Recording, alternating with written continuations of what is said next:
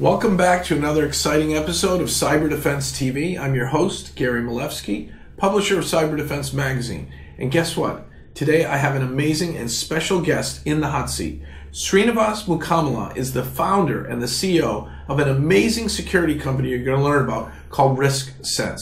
Welcome. Thanks a lot. Thanks for this opportunity. So RiskSense is a different kind of cybersecurity company. Definitely, I'll agree with you on that. Tell us what you do, how you do it, and then I want to get into some examples if we could. Perfect. I mean, there's a lot of noise in the cybersecurity market. We all agree with that. There's no question about it. So when it comes to RiskSense, why we started, where we came from, is extremely important for us to quickly look at it. So we all came from New Mexico. When people look at New Mexico, they'll say, New Mexico, middle of nowhere. And always remind them, you have to understand the country's weapons labs, the country's nuclear complex, the country's defense mechanism is actually out of New Mexico. People forget that. When we started all this, I'm talking 2000, most of us are trained cyber guys with real machine learning backgrounds. Today, machine learning is a buzzword.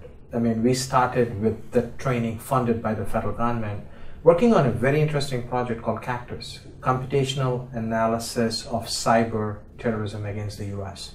The concept there was looking at security posture and risk to the United States assets during two active wars. What that meant was crawling the web, understanding which vulnerability will be weaponized, which adversary is going to use which type of exploit, and how will they take down our critical assets. That's what we have done in Cactus.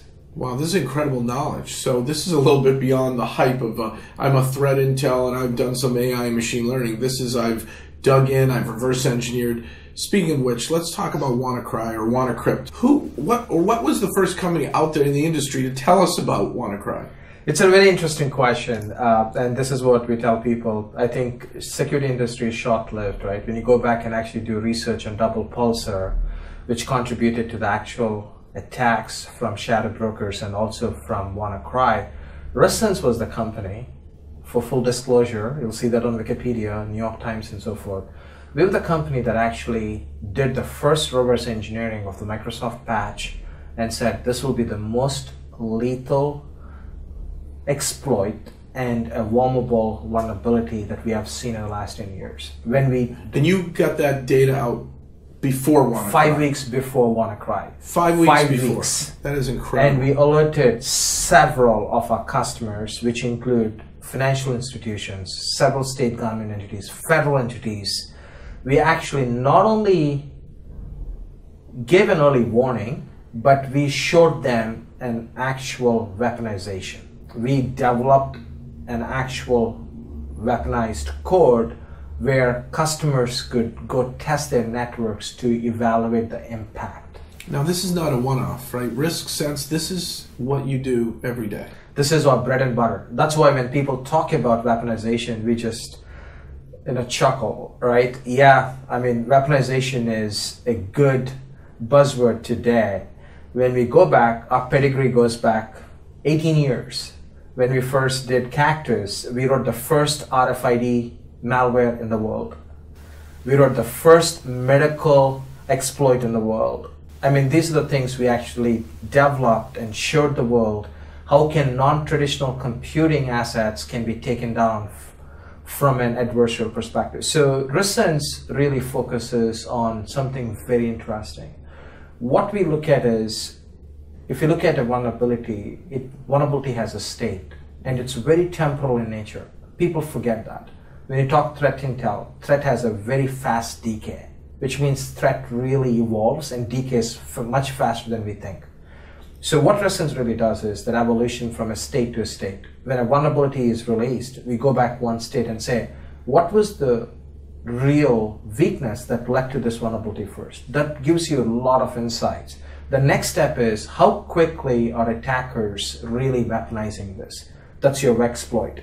Then they take it to the next level, they warm it, right? They make it a malware, which is warmable. You can talk virus, malware, ransom, and all that stuff. It's an evolution from a vulnerability to exploit to malware. So today that evolution gap has come down to hours and days. It's not months anymore. So RiskSense core research And our analytics actually looks at those state changes and how quickly a vulnerability is evolving into a weaponized state. And from a weaponized state, how rapidly it is actually spreading. And what about we've heard of zero-day malware, what about the zero-day vulnerability? Are you guys on top of finding holes before others, or knowing that if it's a zero-day vulnerability, there's going to be an exploit pretty quickly? This is a fantastic question. We found zero days in systems that matter for this country and for the people. We're talking national critical infrastructure. We're talking graphic systems that actually are used by our first responders. We have done some very interesting work to help the government identify some of those. So RiskSense really is going to help the customers get one step ahead of the next threat, because you have more than what the traditional threat intel has. You understand the 0 days on the vulnerability side, on the exploit side. You understand, you have so many years of intelligence around exploitation that you help reduce risk dramatically and quickly. That is correct, and also measure it.